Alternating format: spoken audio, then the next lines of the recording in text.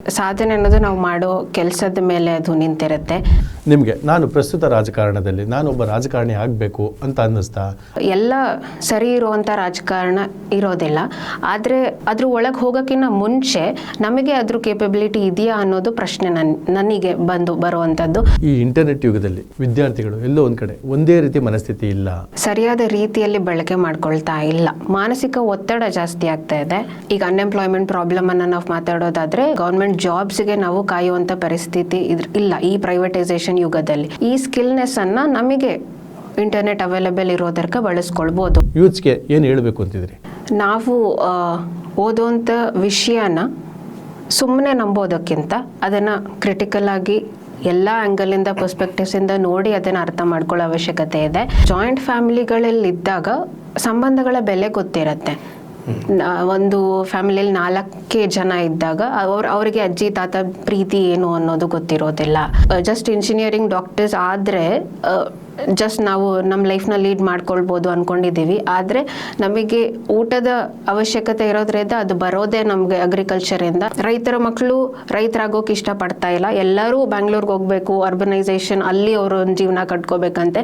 ಆದರೆ ಮುಂದೆ ಹೋಗ್ತಾ ಹೋಗ್ತಾ ಇದರ ಸಂಖ್ಯೆ ಕಮ್ಮಿ ಆದಾಗ ನಮ್ಮ ಜೀವನಕ್ಕೆ ತೊಂದರೆ ಆಗ್ಬೋದು, ನಮ್ಮ ಸರ್ವೈವಲ್ಗೆ ತೊಂದರೆ ಆಗ್ಬೋದು. ಪ್ರಿಯ ವೀಕ್ಷಕರೇ ನಮಸ್ಕಾರ, ನಾನು ನಿಮ್ಮ ಗೋರಾ ಶ್ರೀನಿವಾಸ್. ನೀವು ನೋಡ್ತಾ ಇದ್ದೀರಿ ಕರುನಾಡು ಟೈಮ್ಸ್ ಡಿಜಿಟಲ್ ಮೀಡಿಯಾ. ಬೆಳೆಯುವ ಸಿರಿ ಮೊಳಕೆಯಲ್ಲೇ ನೋಡು ಎಂಬಂತೆ ನಮ್ಮ ಸಾಧನೆ ಯಾವತ್ತಿದ್ರೂ ವಿದ್ಯಾರ್ಥಿ ದಶೆಯಿಂದಲೇ ಆಗಬೇಕು, ಜೊತೆಗೆ ಮನೆ ಮತ್ತು ಶಾಲೆಯಿಂದಲೇ ಆರಂಭ ಆಗಬೇಕು. ಆ ನಿಟ್ಟಿನಲ್ಲಿ ಇಂದು ನಮ್ಮ ಮುಂದೆ ವಿದ್ಯಾರ್ಥಿ ದಶೆಯಿಂದಲೇ ಸಾಧನೆಗೈಯಲು ಆಕೆನೇ ಅವಕಾಶ ಮಾಡಿಕೊಂಡಿರುವಂಥ ಓರ್ವ ವಿದ್ಯಾರ್ಥಿನಿ ನಮ್ಮ ಜೊತೆ ಇದ್ದಾಳೆ. ಏನಪ್ಪ ಸಾಧನೆ ಅಂದರೆ, ಚನ್ನಪಟ್ಟಣ ತಾಲೂಕು ಹೇಳಿ ಕೇಳಿ ಹಲವಾರು ಸಾಧನೆಗಳಿಗೆ ಸಾಧಕರಿಗೆ ಹೇಳಿ ಮಾಡಿಸಿದಂತಹ ಒಂದು ತಾಲೂಕು. ಸ್ವಾತಂತ್ರ್ಯ ಪೂರ್ವ ಮತ್ತು ಸ್ವಾತಂತ್ರ್ಯ ನಂತರವೂ ಸಹ ಹಲವಾರು ಸಾಧನೆಗಳು ಪ್ರತಿನಿತ್ಯವೂ ನಡೆಯುತ್ತಲೇ ಇರುತ್ತದೆ. ಚಳವಳಿಗಳ ತವರೂರು ಎಂದರೂ ತಪ್ಪಾಗಲಾರದು. ಗಂಡು ಮೆಟ್ಟಿದ ನಾಡು, ಸಂಗೀತ ಯಾವುದೇ ರೀತಿಯಲ್ಲಿ ತೆಗೆದುಕೊಂಡರೂ ಸಹ ನಮ್ಮ ಚನ್ನಪಟ್ಟಣ ಒಂದು ಇತಿಹಾಸವನ್ನು ಮೆರೆಯುತ್ತಾ ಬಂದಿದೆ.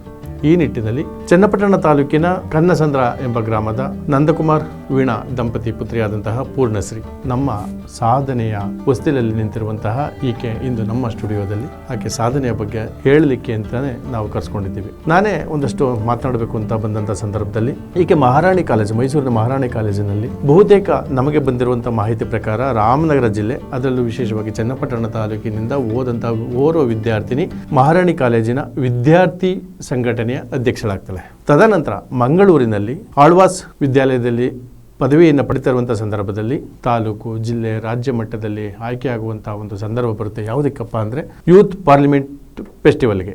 ಆ ಯೂತ್ ಪಾರ್ಲಿಮೆಂಟ್ ಫೆಸ್ಟಿವಲ್ಗೆ ಸಹ ಕರ್ನಾಟಕವನ್ನು ಪ್ರತಿನಿಧಿಸುವಂಥ 3 ಮಂದಿಯಲ್ಲಿ ಈಕೆಯು ಸಹ ಒಬ್ಬಳು. ಇನ್ನು ಮುಂದೆ ಹೆಚ್ಚಿನ ಸಾಧನೆಯನ್ನು ಮಾಡಬೇಕು ಎಂದಿರುವಂತಹ ಪೂರ್ಣಶ್ರೀ ಇಂದು ನಮ್ಮ ಜೊತೆ ಇದ್ದಾರೆ. ಮೇಡಮ್ ನಮಸ್ತೆ. ನಮಸ್ತೆ. ನಾವು ತಿಳಿದ ಮಟ್ಟಿಗೆ ಚನ್ನಪಟ್ಟಣ ತಾಲೂಕಿನಲ್ಲಿ ಒಂದು ಕುಗ್ರಾಮದಲ್ಲಿ ಹುಟ್ಟಿ ಬೆಳೆದು ತಮ್ಮ ತಂದೆ ತಾಯಿ ಹಾಗೂ ಮತ್ತಿತರ ಸಹಕಾರದೊಂದಿಗೆ ವಿದ್ಯಾರ್ಥಿಗಳ ಸಹಕಾರ ಜೊತೆಗೆ ನಿಮ್ಮ ಎಲ್ಲ ಶಿಕ್ಷಕರಿದ್ದರು, ಅವರೆಲ್ಲರ ಒಂದು ಒತ್ತಾಸೆಯ ಮೇರೆಗೆ ಅವರ ಸಹಕಾರದೊಂದಿಗೆ ಒಂದು ಉನ್ನತ ಸ್ಥಾನವನ್ನು ಪಡೆಯಬೇಕು ಅಂತ ಹಂಬಲವನ್ನು ಇಟ್ಕೊಂಡಿದ್ದೀರಿ ಅಂತೇಳಿ ನನ್ನ ಸ್ನೇಹಿತರು ಆಗಿರುವಂತಹ ತಮ್ಮ ತಂದೆ ತಾಯಿಗಳು ಬಹಳಷ್ಟು ನಿಮ್ಮ ಮೇಲೆ ಹೋಪ್ ಇಟ್ಕೊಂಡಿದ್ದಾರೆ. ಆ ನಿಟ್ಟಿನಲ್ಲಿ ನೀವು ಸಹ ಸಾಧನೆಯನ್ನು ಮಾಡ್ತಾ ಇದ್ದೀರಿ. ನಿಮ್ಮ ಪ್ರಾಥಮಿಕ ಶಿಕ್ಷಣ ನಿಮಗೆ MA ಸ್ನಾತಕೋತ್ತರ ಪದವಿಗೆ ಹೋಗೋ ತನಕನೂ ಹೇಗೆ ನಡೀತು ನಿಮ್ಮದು? ಮೊದಲಿಗೆ ಹೇಳಬೇಕಂತ ಹೇಳಿದ್ರೆ ನನ್ನ PUC ಕಂಪ್ಲೀಟ್ ಮಾಡಿದ್ದು ನಾನು ಕೇಂಬ್ರಿಡ್ಜ್ ಕಾಲೇಜಿನಲ್ಲಿ ಚನ್ನಪಟ್ಟಣದಲ್ಲಿ. ಆದರೆ ನನ್ನ ಆಸಕ್ತಿ ಇದ್ದಿದ್ದು ಸೈನ್ಸ್ ವಿಷಯದಲ್ಲ, ನನ್ನ ಆಸಕ್ತಿ ಮುಂದುವರೆದಿದ್ದು ಹ್ಯುಮ್ಯಾನಿಟೀಸನ್ನು ತಗೊಳ್ಬೇಕು ಅಂತ. ಸೋಷಿಯಲ್ ಮತ್ತು ಸೊಸೈಟಿ ಬಗ್ಗೆ ಹೆಚ್ಚಿನ ಮಾಹಿತಿ ನನಗೆ ಬೇಕಿತ್ತು, ಅದರ ಮೇಲೆ ನನಗೆ ಆಸಕ್ತಿ ಇದ್ದ ಕಾರಣ ನಾನು ಆ ಸಬ್ಜೆಕ್ಟನ್ನು ಚೇಂಜ್ ಮಾಡಿಕೊಂಡೆ. ನಾನು PUC ಸೈನ್ಸಲ್ಲಿ ಮಾಡಿ ನಾನು ಬ್ಯಾಚುಲರ್ಸನ್ನು ಹ್ಯುಮ್ಯಾನಿಟೀಸಲ್ಲಿ ಮಾಡಬೇಕು ಅಂತ ಡಿಸೈಡ್ ಮಾಡಿ ಮೈಸೂರು ಯೂನಿವರ್ಸಿಟಿಗೆ ಮಹಾರಾಣೀಸ್ ಕಾಲೇಜಲ್ಲಿ ಜಾಯಿನ್ ಆಗಿದ್ದು. ಅಲ್ಲಿ ಇಂಗ್ಲೀಷ್ ಲಿಟ್ರೇಚರ್ ಏನಕ್ಕೆ ವಿಷಯವಾಗಿ ತಗೊಳ್ಬೇಕು ಅಂತ ಹೇಳಿದರೆ, ಅಲ್ಲಿನ ಹಳ್ಳಿಯಿಂದ ಬರೋ ವಿದ್ಯಾರ್ಥಿಗಳಿಗೆ ಅದರ ಅರಿವು ಇರೋದಿಲ್ಲ. ಯಾಕಂದರೆ ಇವಾಗಿನ ಕಾಂಪಿಟೇಟಿವ್ ವರ್ಲ್ಡಲ್ಲಿ ಇಂಗ್ಲೀಷ್ ಲ್ಯಾಂಗ್ವೇಜ್ ಅವಶ್ಯಕತೆ ಇದೆ. ನಾವು ಎಲ್ಲ CBSE ಮಕ್ಕಳು ನಾವು ಇಂಗ್ಲೀಷನ್ನು ಓದಿ ನಾವು IT BT ಕಂಪ್ನೀಸ್ಗಳಲ್ಲಿ ವರ್ಕ್ ಮಾಡಬಹುದು. ಆದರೆ ನಾವು ಸೋಷಿಯಲ್ ವೆಲ್ಫೇರನ್ನು ತರಬೇಕು ಹೇಳಿದ್ರೆ ಅದು ರೂಟ್ ಇಂದ ಬರಬೇಕಾದ್ರಿಂದ ನಾವು ಇಂಗ್ಲೀಷ್ ಲ್ಯಾಂಗ್ವೇಜನ್ನು ಅಲ್ಲಿ ಶೇರ್ ಮಾಡ್ಕೊಳ್ಳಿಕ್ಕೆ ಶುರು ಮಾಡಿದೆ. ಅಲ್ಲಿನ ವಿದ್ಯಾರ್ಥಿಗಳಿಗೆ ನನ್ನ ಜೂನಿಯರ್ಸಿಗೆ ಇಂಗ್ಲೀಷ್ ಪಾಠಗಳನ್ನ ಹೇಳೋದಕ್ಕೆ ಶುರು ಮಾಡಿದ್ದೆ. ಏನು ಲೆಕ್ಚರರ್ ಹೇಳ್ಕೊಡ್ತಾ ಇದ್ರು ಆ ಸಂದರ್ಭದಲ್ಲಿ ನಿಮ್ಮ ಒಂದು ಲೆಕ್ಚರ್ ಅವಶ್ಯಕತೆ ಆ ವಿದ್ಯಾರ್ಥಿಗಳಿಗೆ ಇದೆ ಅನಿಸಿ ನೀವು ಲೆಕ್ಚರ್ನ ಮಾಡಲಿಕ್ಕೆ ಅವಕಾಶ ಮಾಡಿಕೊಟ್ರು. ಅಂದರೆ ನೀವು ಸೈನ್ಸ್ನ ತಗೊಂಡು ಇಂಗ್ಲೀಷ್ ಲಿಟರೇಚರ್ನಲ್ಲಿ ನೀವು ಮಹಾರಾಣಿ ಕಾಲೇಜಿನಲ್ಲಿ ಪದವಿಯನ್ನು ಅಂದರೆ BA ಪದವಿಯನ್ನು ಆರಂಭ ಮಾಡಿಕೊಂಡ್ರೆ. ಸೊ ಅಲ್ಲಿ ಹೇಗೆ ವಿದ್ಯಾರ್ಥಿ ಸಂಘಟನೆಗೆ ಅಧ್ಯಕ್ಷರಾಗ್ತೀರಿ? ಅದು ಯಾವ ರೀತಿಯಲ್ಲಿ ನಿಮಗೆ ಅವಕಾಶ ಒದಗಿ ಬಂತು? ನಾನು ಹೇಳ್ದಾಗೆ ಸಾಧನೆ ಅನ್ನೋದು ನಾವು ಮಾಡೋ ಕೆಲಸದ ಮೇಲೆ ಅದು ನಿಂತಿರುತ್ತೆ. ನಾನು ಇಂಗ್ಲೀಷ್ ಲ್ಯಾಂಗ್ವೇಜನ್ನು ಎಲ್ಲರಿಗೆ ಹೇಳ್ಕೊಡೋಕ್ಕೆ ಪ್ರಾರಂಭ ಮಾಡಿದ ವಿಷಯ ಎಲ್ಲರಿಗೂ ಇಷ್ಟ ಆಗಿ ವಿದ್ಯಾರ್ಥಿಗಳು ಅವರೇ ಬಂದು ನೀವು ಈ ಸ್ಥಾನದಲ್ಲಿ ಬಂದರೆ ತುಂಬ ಚೇಂಜಸನ್ನು ತರ್ಬೋದು ಕಾಲೇಜಲ್ಲಿ ಅಂತ ಹೇಳಿ ಅವರೇ ನನ್ನನ್ನು ಒತ್ತಾಯ ಮಾಡಿ ಚುನಾವಣೆಗೆ ನಿಲ್ಲಿಸಿದ್ದು. ಸೊ ಅದರಿಂದ ಎಷ್ಟು ಜನ ಸ್ಪರ್ಧೆ ಮಾಡಿದ್ರು ಆ ಚುನಾವಣೆಯಲ್ಲಿ? ಎಷ್ಟು ಜನ ವಿದ್ಯಾರ್ಥಿನಿಯರಿದ್ದರು? ಅದರಲ್ಲಿ 7-8 ಜನ ವಿದ್ಯಾರ್ಥಿಗಳಿದ್ದರು ಎಲ್ಲ ವಿಭಾಗಗಳಿಂದ ಇಡೀ ಕಾಲೇಜಿನಲ್ಲಿ. ಅಂದರೆ ವಿದ್ಯಾರ್ಥಿಗಳೇ ತಮಗೆ ಬಹಳಷ್ಟು ಪ್ರೋತ್ಸಾಹನ ಮಾಡಿದ್ರು. ಅದೇ ರೀತಿ ನಂತರ ವಿದ್ಯಾರ್ಥಿನಿ ಅಧ್ಯಕ್ಷರಾದ ನಂತರ ಪ್ರೊಫೆಸರ್ಸ್ ಇರ್ಬೋದು, ಬೋಧಕೇತರ ಸಿಬ್ಬಂದಿಗಳಿರ್ಬೋದು, ನಿಮ್ಮ ವಿದ್ಯಾರ್ಥಿಗಳಿರ್ಬೋದು, ಅಂದರೆ ನಿಮ್ಮ ಕಲೀಗ್ಸ್ ಇರ್ಬೋದು, ಕ್ಲಾಸ್ಮೇಟ್ಸು, ಅವ್ರದ್ದೆಲ್ಲ ಹೇಗಿತ್ತು ಪ್ರೋತ್ಸಾಹ ನಿಮಗೆ? ಅವರ ಒಂದು ಸಹಾಯ ಕೂಡ ತುಂಬ ಚೆನ್ನಾಗೇ ಇತ್ತು. ನಾವು ಹೇಳ್ಕೊಡ್ತಿದ್ದ ಸಮಸ್ಯೆಗಳಿಗೆ ಅವರು ಕೇಳ್ತಿದ್ರು, ಅದಕ್ಕೆ ಯಾವ ರೀತಿ ನಾವು ಅದಕ್ಕೆ ಸ್ಪಂದಿಸಬೇಕು ಅನ್ನೋ ರೀತಿಯನ್ನು ಅವ್ರು ಹೇಳ್ಕೊಡ್ತಾಯಿದ್ರು. ಅದ್ರ ಮೂಲಕ ನಾವು ನಮಗೆ ಯಾವ ರೈಟ್ಸ್ ಇದೆ ಮತ್ತು ಏನು ಕಮ್ಮಿ ಆಗ್ತಾಯಿತ್ತು ನಮಗೆ ಅದನ್ನು ನಾವು ಡೈರೆಕ್ಟಾಗಿ ಪ್ರಶ್ನೆ ಮಾಡ್ತಾಯಿದ್ವಿ. ಅದನ್ನು ನಾವು ಅವರಿಂದ ತಗೊಳ್ತಾ ಇದ್ವಿ. ಸೊ ಅಲ್ಲಿ ಸಂಬಂಧಪಟ್ಟಾಗಿ ಅದು ನೀವು ಅಧ್ಯಕ್ಷ ಆದಂಥ ಸಂದರ್ಭದಲ್ಲಿ ಏನು 1 ವರ್ಷದ ಅವಧಿ ಇತ್ತಲ್ಲ, ಆ ಅವಧಿನಲ್ಲಿ ನಿಮ್ಮ ಸಾಧನೆ ಏನು? ಮೊದಲಿಗೆ ಹೇಳಿದಂಗೆ ಇಂಗ್ಲೀಷ್ ಲ್ಯಾಂಗ್ವೇಜ್ನ ಅವೇರ್ನೆಸ್ಸನ್ನು ಫಸ್ಟ್ ಮೂಡಿಸೋಕ್ಕೆ ಟ್ರೈ ಮಾಡಿದ್ದು. ಅದರ ನಂತರ ಹೇಳಬೇಕಂತ ಇದ್ದರೆ ಎನ್ವೈರ್ನ್ಮೆಂಟಲ್ ಅವೇರ್ನೆಸ್ ಬಗ್ಗೆ, ನಮಗೆ ಪರಿಸರ ಹಾಳಾಗ್ತಿರೋದ್ರ ಬಗ್ಗೆ ಅದಕ್ಕೆ ಇನಿಷಿಯೇಷನ್ ಮಾಡೋದು ತುಂಬ ಕಷ್ಟ ಆಗ್ತಾಯಿತ್ತು. ಅದರಿಂದ ಆ ಸಬ್ಜೆಕ್ಟ್ಸ್ನ ಬರೀ ಇಂಗ್ಲೀಷ್ ಲಿಟ್ರೇಚರ್ ಮಾತ್ರವೇ ಅಲ್ಲ, ಯಾಕಂದರೆ ಇಂಗ್ಲೀಷ್ ಲಿಟ್ರೇಚರ್ ಓದಬೇಕಾದ್ರೆ ನೀವು ಎಕನಾಮಿಕ್ಸ್ ಗೊತ್ತಿರಬೇಕು, ಅಗ್ರಿಕಲ್ಚರ್ ಗೊತ್ತಿರಬೇಕು, ಪಾಲಿಟಿ ಗೊತ್ತಿರಬೇಕು, ಹಿಸ್ಟ್ರಿ ಗೊತ್ತಿರಬೇಕು. ಸೊ ಅದರಿಂದ ಈ ಸಬ್ಜೆಕ್ಟ್ಸ್ಗಳನ್ನೆಲ್ಲ ಓದ್ಕೊಂಡಿದ್ರು ಸಹ ನಾವು ನಮ್ಮ ಎನ್ವೈರ್ನ್ಮೆಂಟಲ್ ಅವೇರ್ನೆಸ್ ಅದರ ಅವಶ್ಯಕತೆ ಇತ್ತು ಅಂತ ಅದ್ರ ಮೇಲೆ ನಾವು ಸಹ ಅವೇರ್ನೆಸ್ ಪ್ರೋಗ್ರಾಮ್ಸ್ಗಳನ್ನ ಮಾಡ್ತಾಯಿದ್ವಿ. ಒಟ್ಟಾರೆ ನೀವು BA ಪದವಿಯನ್ನು ಮುಗಿಸಿ ಅಲ್ಲಿ ಅಧ್ಯಕ್ಷರಾಗಿದ್ದ ನಂತರ ನೀವು ಮಂಗಳೂರಿನಲ್ಲಿ ಇಂಗ್ಲೀಷ್ನಲ್ಲಿ MA ಮಾಡಲಿಕ್ಕೆ ಅಂತ ಸೇರ್ಕೋತೀರಿ ಆಳ್ವಾಸ್ನಲ್ಲಿ. ಸೊ ಅಲ್ಲಿಂದ ನೀವು ಯೂತ್ ಪಾರ್ಲಿಮೆಂಟ್ ಫೆಸ್ಟಿವಲ್ಗೆ ಆಯ್ಕೆ ಆಗ್ತೀರಿ.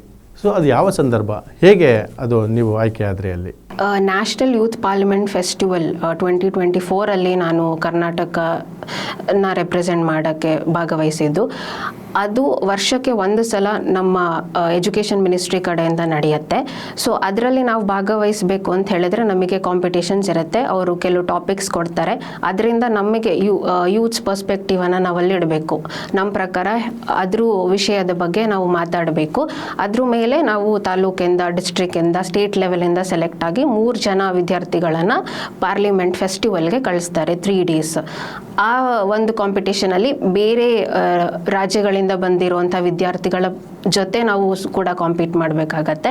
ಸೊ ಆ 3 daysಲ್ಲಿ ಅವೇರ್ನೆಸ್ ಪ್ರೋಗ್ರಾಮ್ ಕೂಡ ಇಟ್ಟಿರ್ತಾರೆ. ಬೇರೆ ಬೇರೆ ಸ್ಟೇಟ್ಸಲ್ಲಿ ಏನೇನು ಪ್ರಾಬ್ಲಮ್ಸ್ ಇದೆ ಅನ್ನೋದನ್ನು ನಾವು ಶೇರ್ ಮಾಡ್ಕೊಳ್ಬೇಕು. ಮತ್ತು ಯೂತ್ಸ್ ಇನಿಷಿಯೇಟಿವ್ ಹೇಗೆ ನಾವು ಚೇಂಜಸನ್ನು ತರ್ಬೋದು, ಪಾಲಿಟಿಕ್ಸ್ ಮಾತ್ರವೇ ಅಲ್ಲ ಯೂತ್ಸ್ದು ಪ್ರಾಮುಖ್ಯತೆ ಕೂಡ ಇದೆ ಅನ್ನೋದ್ರ ಮೇಲೆ ಪ್ರೋಗ್ರಾಮ್ ಇತ್ತು. ಯಾವ ವಿಚಾರವನ್ನು ಕೊಟ್ಟಿದ್ರು ನಿಮಗೆ ಯೂತ್ ಪಾರ್ಲಿಮೆಂಟ್ನಲ್ಲಿ ಆಯ್ಕೆ ಆಗೋಕ್ಕಿಂತ ಮುಂಚೆ? ನಿಮಗೆ ಯಾವ ವಿಚಾರವನ್ನು ಕೊಟ್ಟಿದ್ರು ಅಂತ?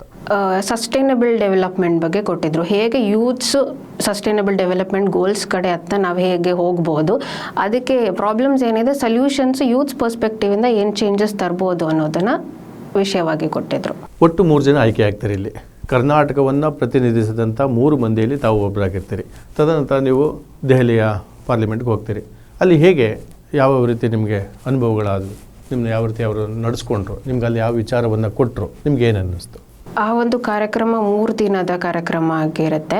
ಅದರಲ್ಲಿ ಮೊದಲ 2ನೇ ದಿನ ನಮಗೆ ಡೆಲ್ಲಿಯಲ್ಲಿ ಕೆಲವೊಂದು ಪ್ಲೇಸಸ್ಗಳಿಗೆ ಕರ್ಕೊಂಡು ಹೋಗ್ತಾರೆ. ಇಂಡಿಯಾ ಗೇಟ್ ಆಗಿರ್ಬೋದು, ಅಂದರೆ ಅವೇರ್ನೆಸ್ಸನ್ನು ಮೂಡಿಸೋದಕ್ಕೆ.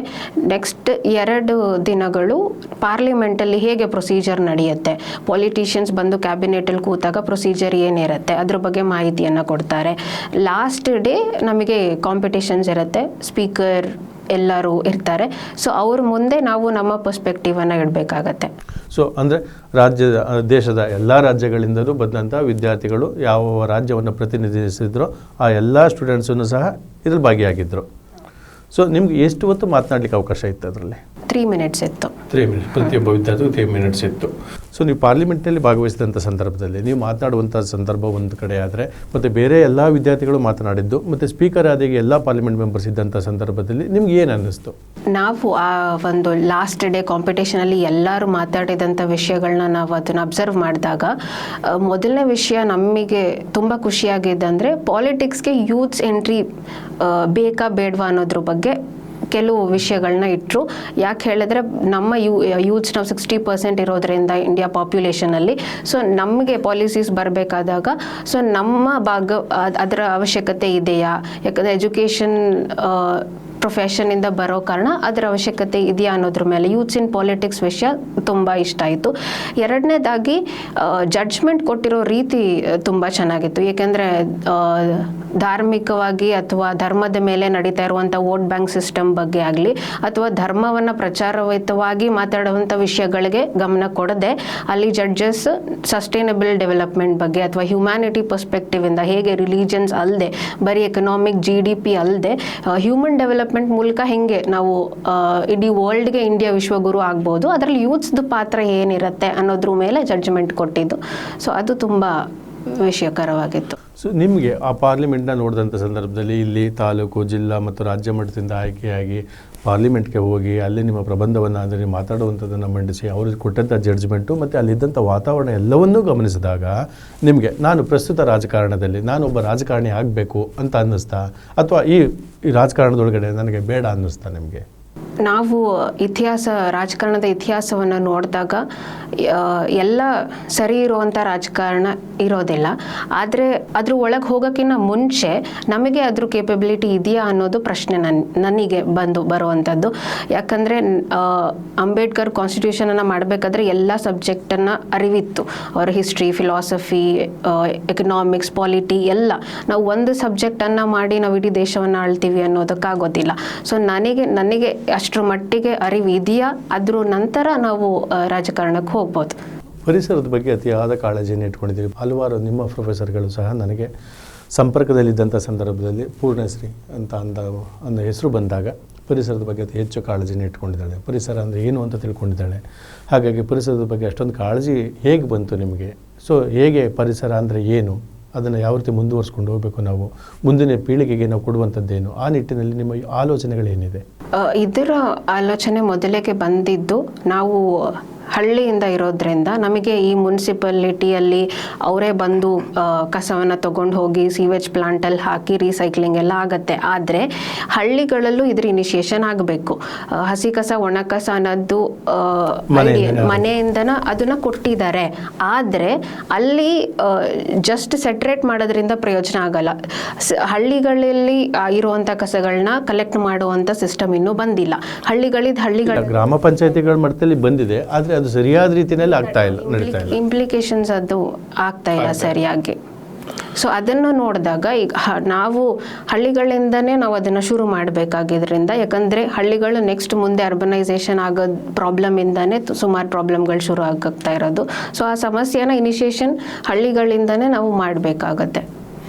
ನೀವು ರಾಜ್ಯ ರೈತ ಸಂಘಟನೆಗೂ ಸಂಬಂಧಪಟ್ಟಂತೆ ಹಲವಾರು ಕಾರ್ಯಕ್ರಮಗಳಲ್ಲಿ ಮತ್ತು ಹೋರಾಟಗಳಲ್ಲಿ ಭಾಗವಹಿಸಿದ್ದೀರಿ. ರಾಮು ಅಂತ ಏನಿದ್ರು, ಮೊಗೇನಹಳ್ಳಿ ರಾಮು ಅಂತೇಳಿ ಕರ್ನಾಟಕ ರಾಜ್ಯ ರೈತ ಸಂಘದ ವಿಭಾಗೀಯ ಉಪಾಧ್ಯಕ್ಷರಾಗಿದ್ದಂಥವರು ತೀರ್ಕೊಂಡಿದ್ದಾರೆ.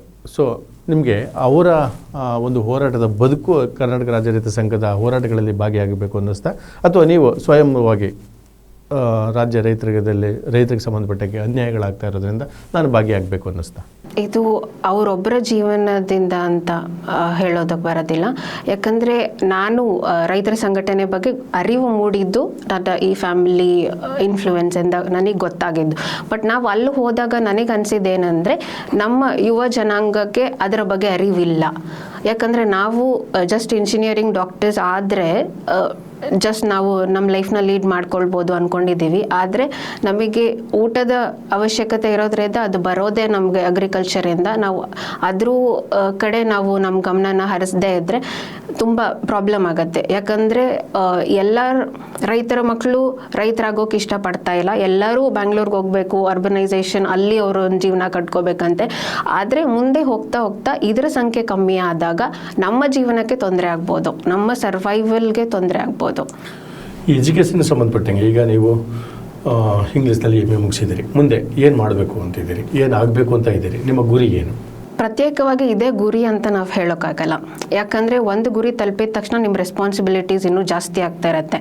ಈಗ ವಿದ್ಯಾರ್ಥಿಯಾಗಿ ನನ್ನ ರೆಸ್ಪಾನ್ಸಿಬಿಲಿಟೀಸ್ ಇದನ್ನು ಶೇರ್ ಮಾಡೋದು, ಜನಗಳಿಗೆ ಅರಿವು ಮೂಡಿಸೋ ಕೆಲಸಗಳನ್ನು ನಾನು ಮಾಡ್ತಾ ಇದ್ದೇನೆ. ಇಂದಿನ ಈ ಇಂಟರ್ನೆಟ್ ಯುಗದಲ್ಲಿ ವಿದ್ಯಾರ್ಥಿಗಳು ಎಲ್ಲೋ ಒಂದು ಕಡೆ ಒಂದೇ ರೀತಿ ಮನಸ್ಥಿತಿ ಇಲ್ಲ, ಬೇಗ ಬೇಗ ಡೈವರ್ಟ್ ಆಗ್ತಾರೆ ಅನ್ನುವಂಥ ಒಂದು ಮನಸ್ಥಿತಿ ಇವತ್ತಿನ ವಿಜ್ಞಾನ ಯುಗದಲ್ಲಿ, ಇಂಟರ್ನೆಟ್ ಯುಗದಲ್ಲಿ ಇದೆ. ನಿಮ್ಗೆ ಏನು ಅನಿಸುತ್ತೆ? ಅದರ ಅನುಭವ ನೋಡೋದಾದರೆ ಅದನ್ನು ಸರಿಯಾದ ರೀತಿಯಲ್ಲಿ ಬಳಕೆ ಮಾಡ್ಕೊಳ್ತಾ ಇಲ್ಲ. ಮೊದಲನೇದಾಗಿ ಅದನ್ನು ನಾವು ಈಗ ಅನ್ಎಂಪ್ಲಾಯ್ಮೆಂಟ್ ಪ್ರಾಬ್ಲಮನ್ನು ನಾವು ಮಾತಾಡೋದಾದರೆ ಗೌರ್ಮೆಂಟ್ ಪಾಲಿಸೀಸ್ನ ಅಥವಾ ಗೌರ್ಮೆಂಟ್ ಜಾಬ್ಸ್ಗೆ ನಾವು ಕಾಯುವಂಥ ಪರಿಸ್ಥಿತಿ ಇಲ್ಲ ಈ ಪ್ರೈವೇಟೈಸೇಷನ್ ಯುಗದಲ್ಲಿ. ಸೊ ನಾವು ಸ್ಕಿಲ್ಡ್ ಆಗಿಲ್ಲ ಅಂತ ಹೇಳಿದ್ರೆ ಅದು ಸಮಸ್ಯೆಗಳು ಹೆಚ್ಚಾಗ್ತವೆ. ಈ ಸ್ಕಿಲ್ನೆಸ್ಸನ್ನು ನಮಗೆ ಇಂಟರ್ನೆಟ್ ಅವೈಲೇಬಲ್ ಇರೋದಕ್ಕೆ ಬಳಸ್ಕೊಳ್ಬೋದು. ಆದರೆ ಈ ಒಂದು ಇಂಟರ್ನೆಟ್ ಯುಗವನ್ನು ಸೋಷಿಯಲೈಸೇಷನ್ಗೋಸ್ಕರ ಪ್ರತ್ಯೇಕವಾಗಿ ಒಂದು ವ್ಯಕ್ತಿಯಿಂದ ವ್ಯಕ್ತಿ ಮಾತಾಡೋದು ಕಮ್ಮಿ ಆಗಿದೆ. ನಾವು ನ್ಯೂಕ್ಲಿಯರ್ ಫ್ಯಾಮಿಲಿ ಅಂತ ಏನು ಹೇಳ್ತೀವಿ, ಜಾಯಿಂಟ್ ಫ್ಯಾಮಿಲಿಗಳ ಪರಿಸ್ಥಿತಿ ಇವಾಗಿನ ಇದರಲ್ಲಿ ಇಲ್ಲ.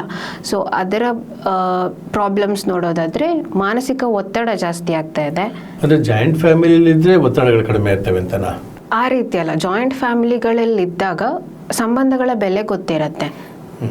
ಒಂದು ಫ್ಯಾಮಿಲಿಯಲ್ಲಿ 4 ಜನ ಇದ್ದಾಗ ಅವರಿಗೆ ಅಜ್ಜಿ ತಾತ ಪ್ರೀತಿ ಏನು ಅನ್ನೋದು ಗೊತ್ತಿರೋದಿಲ್ಲ. ಅಥವಾ ಬೇರೆ ಅಂದರೆ ಒಬ್ಬ ವಿದ್ಯಾರ್ಥಿ ಆದಂಥವನು ಅಥವಾ ಯೂತ್ ಅನ್ನಿಸ್ಕೊಂಡಂಥವನು ಸಂಬಂಧಗಳ ಬೆಲೆಯನ್ನು ತಿಳಿದುಕೊಂಡ್ರೆ ಮಾತ್ರ ಸಮಾಜದಲ್ಲಿ ಒಂದು ರೀತಿ ಒಂದು ಉತ್ತಮ ಪ್ರಜೆ ಆಗಲಿಕ್ಕೆ ಮತ್ತು ಒಂದು ಏನು ಸಾಧನೆ ಮಾಡಲಿಕ್ಕೆ ಅನುಕೂಲ ಆಗುತ್ತೆ.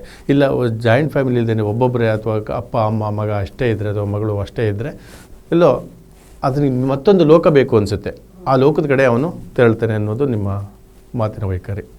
ಅಂದರೆ ನಾವು ಈ ಇಂಟರ್ನೆಟ್ ಯುಗದಲ್ಲಿ ಜಾಯಿಂಟ್ ಫ್ಯಾಮಿಲಿನೂ ಸಹ ಅಷ್ಟೇ ಮಹತ್ವ ಅನ್ನುವಂಥದ್ದನ್ನು ನೀವು ಮಾತಾಡ್ತೀರಿ. ನಿಮ್ಮ ಧ್ಯೇಯೋದ್ದೇಶಗಳೇನಿದೆ ಮೇಡಮ್? ಈಗ ಯೂತ್ಸ್ಗೆ ಏನು ಹೇಳಬೇಕು ಅಂತಿದ್ರಿ? ನಿಮ್ಮದೇ ಆದಂಥ ಒಂದು ಸಮಾನ ಮನಸ್ಕರಾದಂಥವ್ರಿಗೆ, ನಿಮ್ಮದೇ ಆದಂಥ ವಿದ್ಯಾರ್ಥಿ ದಶೆಯಲ್ಲಿ ಅಥವಾ ನಿಮಗಿಂತ ಜೂನಿಯರ್ ಸ್ಟೂಡೆಂಟ್ಗಳಿಗೆ ಏನು ಹೇಳಲಿಕ್ಕೆ ಇಷ್ಟಪಡ್ತೀರಿ? ಮೊದಲನೇದಾಗಿ ನಾವು ಓದೋಂಥ ವಿಷಯನ ಸುಮ್ಮನೆ ನಂಬೋದಕ್ಕಿಂತ ಅದನ್ನು ಕ್ರಿಟಿಕಲ್ ಆಗಿ ಎಲ್ಲ ಆ್ಯಂಗಲಿಂದ ಪರ್ಸ್ಪೆಕ್ಟಿವ್ಸಿಂದ ನೋಡಿ ಅದನ್ನು ಅರ್ಥ ಮಾಡ್ಕೊಳ್ಳೋ ಅವಶ್ಯಕತೆ ಇದೆ. ಯಾಕಂದರೆ ನಮಗೆ ಎವಲ್ಯೂಷನ್ ಆಂಥ್ರೋಪಾಲಜಿ ಗೊತ್ತಿರೋದ್ರಿಂದ ಒರಿಜಿನ್ ಆಫ್ ಹ್ಯೂಮನ್ ಬೀಯಿಂಗ್ ಅನ್ನೋ ನಾಲೆಡ್ಜ್ ನಮಗೆ ಬಂದಾಗ ನಾವು ಪೊಲಿಟಿಕಲಿ ಅಥವಾ ಮೆಟೀರಿಯಲಿಸ್ಟಿಕ್ ಆಗಿ ಅಥವಾ ರಿಲಿಜಿಯನ್ ಮೂಲಕ ನಾವು ಜೀವನವನ್ನು ನಡೆಸೋದಕ್ಕಾಗೋದಿಲ್ಲ. ಹ್ಯುಮನಿಸ್ಟ್ ಪರ್ಸ್ಪೆಕ್ಟಿವಿಂದ ನಾವು ನಡೆಸಬೇಕು ಅನ್ನುವಂಥದ್ದು. ಅದಕ್ಕೆ ನಮಗೆ ಎಜುಕೇಷನ್ ಅನ್ನೋದು ತುಂಬಾ ಪ್ರಾಮುಖ್ಯತೆ ಕೊಡುತ್ತೆ. ಎರಡನೇದಾಗಿ ಇವಾಗಿನ ಮಾನಸಿಕ ಕುಂದತೆ ಯೂತ್ಸಲ್ಲಿ ಜಾಸ್ತಿ ಆಗ್ತಿರೋದ್ರಿಂದ ಜನಗಳ ಜೊತೆ ಮಾತಾಡಬೇಕು. ಅವರ ಕಷ್ಟ, ಅವರ ಜೀವನವನ್ನು ನಾವು ತಿಳ್ಕೊಂಡಾಗ ನಮಗೆ ಅವರು ಮಾಡಿದಿರೋಂಥ ತಪ್ಪುಗಳನ್ನ ನಾವು ಅದನ್ನು ತಿದ್ದುಕೊಂಡು ನಾವು ಸರಿಯಾದ ರೀತಿಯಲ್ಲಿ ನಡಿಬೋದು ಅಂತ. ಕೊನೆಯದಾಗಿ ಮೇಡಮ್, ಈಗ ನಿಮಗೆ ಕೊನೆಯದಾಗಿ ಒಂದು ಪ್ರಶ್ನೆ. ಕೃಷಿಕರಿಗೆ ಸಂಬಂಧಪಟ್ಟಂಗೆ ಒಂದಷ್ಟು ಅನುಭವಗಳು ನಿಮಗಿದೆ. ಮಹಾರಾಣಿ ಕಾಲೇಜಿನಲ್ಲಿ BA ಓದ್ತಿರುವಂಥ ಸಂದರ್ಭದಲ್ಲಿ ವಿದ್ಯಾರ್ಥಿ ಸಂಘದ ಅಧ್ಯಕ್ಷರಾಗಿದ್ದರೆ, ಅದಾದ ನಂತರ ಯೂತ್ ಪಾರ್ಲಿಮೆಂಟ್ ಫೆಸ್ಟಿವಲ್ನಲ್ಲಿ ನೀವು ಭಾಗವಹಿಸಿದ್ರಿ. ಈ 3 ಅನುಭವಗಳನ್ನ ಇಟ್ಕೊಂಡಾಗ ಸಮಾಜದಲ್ಲಿ ಏನು ಸುಧಾರಣೆಯನ್ನು ತರಬೇಕು ಅಂತ ಬಯಸ್ತೀರಿ? ಸುಧಾರಣೆ ಬಗ್ಗೆ ಮಾತಾಡಿದಾಗ ನಾವು ಚಿಕ್ಕ ಸ್ಟೆಪ್ಪನ್ನು ಇಡುವಂಥ ಅವಶ್ಯಕತೆ ಇದೆ. ನಾವು ಕಂಪ್ಲೀಟಾಗಿ ಒಂದೇ ಸಲ ಎಲ್ಲವನ್ನ ಸರಿ ಮಾಡೋದಕ್ಕಾಗೋದಿಲ್ಲ. ಆ ಒಂದು ಚಿಕ್ಕ ಇನಿಷಿಯೇಷನನ್ನು ಮಾಡಬೇಕಾಗತ್ತೆ. ಮೊದಲನೇದಾಗಿ ನಾವು ಏನು ತಿಳ್ಕೊಂಡಿರ್ತೀವಿ, ಇವಾಗ ನಾವು ಗೌರ್ಮೆಂಟಿಂದ ಯಾವುದೇ ಒಂದು ಬಿಲ್ ಅಥವಾ ಪಾಸ್ ಆಗಬೇಕಾದ್ರೆ ನೋಟಿಫಿಕೇಶನ್ ಬರುತ್ತೆ, ಬಟ್ ಅದರ ಅರಿವು ಜನರಿಗಿಲ್ಲ. ಅದು ನಮಗೆ ಬೇಕಾ ಬೇಡವಾ ಅನ್ನೋದನ್ನು ಪಬ್ಲಿಕ್ ಅವೇರ್ನೆಸ್ಸಿಗೆ ಬಿಡ್ತಾರೆ. ಸೊ ಅದನ್ನು ಮಾಡಿದಾಗ ಮಾತ್ರ ಪ್ರಜಾಪ್ರಭುತ್ವದ ಅರ್ಥ ಬರೋದು. ಸೊ ನಾವು ಅದಕ್ಕೆ ನಾವು ಸ್ಪಂದಿಸಿದಾಗ ನಮಗೆ ಏನು ಬೇಕೋ ಅದನ್ನು ಗವರ್ನೆಂಟ್ ಮೂಲಕ ತಗೊಳ್ಬೋದು. ಸೊ ಇದರ ಅರಿವಿನ ಕೆಲಸವನ್ನು ಮಾಡಬೇಕು. ಎರಡನೇದಾಗಿ ಎಜುಕೇಷನ್ ಫೀಲ್ಡಲ್ಲಿ ಎಲ್ಲರಿಗೂ ಸಮಾನ, ಈ ಪ್ರೈವೇಟೈಸೇಷನ್ ಆಗಿರೋದ್ರಿಂದ ಎಲ್ಲರಿಗೂ ಹಣ ಇದ್ದರೆ ಮಾತ್ರ ಎಜುಕೇಷನ್ ಅನ್ನುವಂಥ ಕಾಲ ಇರೋದ್ರಿಂದ ಇದನ್ನು ಎಲ್ಲರೂ ಹೇಗೆ ನಮಗೆ ಇರುವಂಥ ಇಂಟರ್ನೆಟ್ ಯುಗದಲ್ಲಿ ನಾವು ಹೇಗೆ ಸ್ವಂತವಾಗಿ ಪಡ್ಕೊಳ್ಬೋದು ಅನ್ನೋದ್ರ ಬಗ್ಗೆ ನಾನು ಅರಿವನ್ನು ಮೂಡಿಸಬೇಕು. ಪ್ರಿಯ ವೀಕ್ಷಕರೇ, ಇಷ್ಟೊತ್ತು ವಿದ್ಯಾರ್ಥಿ ದಶೆಯಿಂದಲೇ ಏನೋ ಒಂದು ಮಹತ್ತರವಾದ ಸಾಧನೆಯನ್ನು ಮಾಡಬೇಕು, ಸಮಾಜದಲ್ಲಿ ನಾವು ಸಮಾಜದಲ್ಲಿ ಬಹಳಷ್ಟು ಪಡ್ಕೊಂಡಿದ್ದೀವಿ, ನಾವು ಏನಾದರೂ ಸಮಾಜಕ್ಕೆ ಕೊಡಬೇಕು, ಅದರಲ್ಲಿ ರೈತರ ಕಷ್ಟ ಬಹಳಷ್ಟಿದೆ, ಸಮಾಜದಲ್ಲಿ ರಾಜಕಾರಣಿಗಳು ಇಂದು ಏನಾಗಿದ್ದಾರೆ, ನಾವು ಮುಂದೆ ರಾಜಕಾರಣಿಗಳಾದರೆ ಅಂದರೆ ಯೂತ್ಸ್ ರಾಜಕಾರಣಿಗಳಾದರೆ ನಾವೇನೆಲ್ಲ ಮಾಡಬೇಕು ಅನ್ನುವ ನಿಟ್ಟಿನಲ್ಲಿ ಇಷ್ಟೊತ್ತು ತಮ್ಮ ಅನಿಸಿಕೆಗಳನ್ನ ಹಂಚಿಕೊಳ್ಳುವುದರ ಜೊತೆಗೆ ವಿದ್ಯಾರ್ಥಿಗಳು ಸಹ ಹಲವಾರು ಮಾಹಿತಿಗಳನ್ನು ನೀಡಿದಂಥ ಪೂರ್ಣಶ್ರೀ ಅವರಿಗೆ ನಮಸ್ತೆ ಮೇಡಮ್. ನಮಸ್ತೆ. ಮುಂದಿನ ದಿನಗಳಲ್ಲಿ ಮತ್ತೊಂದು ಕಾರ್ಯಕ್ರಮದಲ್ಲಿ ನಿಮ್ಮ ಜೊತೆ ಬರುತ್ತೇನೆ. ನಮಸ್ಕಾರ.